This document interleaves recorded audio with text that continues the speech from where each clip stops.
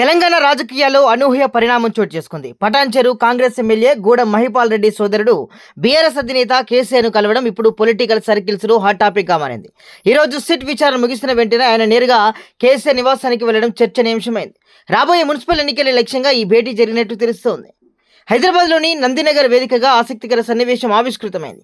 Patancheru MLA Gudem Mahipal Reddy ప్రస్తుతం కాంగ్రెస్ పార్టీలో ఉండగా ఆయన సోదరుడు గూడెం మధుసూదన్ రెడ్డి మాత్రం బీఆర్ఎస్ అధినేత కేసీఆర్తో భేటీ అయ్యారు.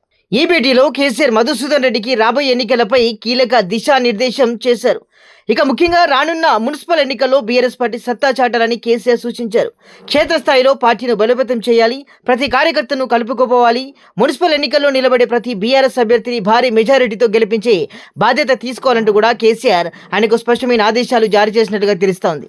ఒకవైపు అన్న కాంగ్రెస్ పార్టీ ఎమ్మెల్యే ఉండగా తమ్ముడు కేసీఆర్ కలిసి బీఆర్ఎస్ గెలుపు కోసం వ్యూహాలు రచించడం పటాన్చెరు రాజకీయాలనైతే కొత్త చర్చకు దారితీసింది. ఇక మొత్తానికి సిట్ విచారణ తర్వాత మధుసూదన్ రెడ్డి కేసీఆర్ను కలవడం, మున్సిపల్ ఎన్నికలపై కేసీఆర్ ఫోకస్ పెట్టడంతో పటాన్చెరు పాలిటిక్స్ అనేది రాబోయే రోజుల్లో ఇంకెన్ని మలుపులు తిరుగుతాయో వేచి చూడాల్సిందే. సో చూస్తూనే ఉండండి లెజెండ్ టీవీ.